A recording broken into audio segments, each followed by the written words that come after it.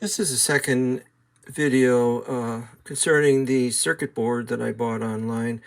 They connect together and they're called the CompuKit, and they are various interlocking either flip-flops or clock circuits, AND gates, OR gates, and displays.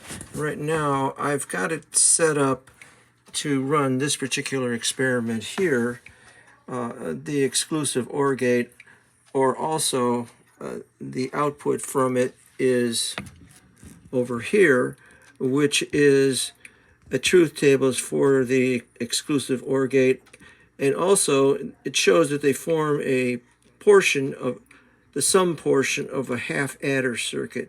And if you watch it closely, you'll see that it is actually performing the functions of a half adder circuit. You see here, we're just going to wait for it to recycle here.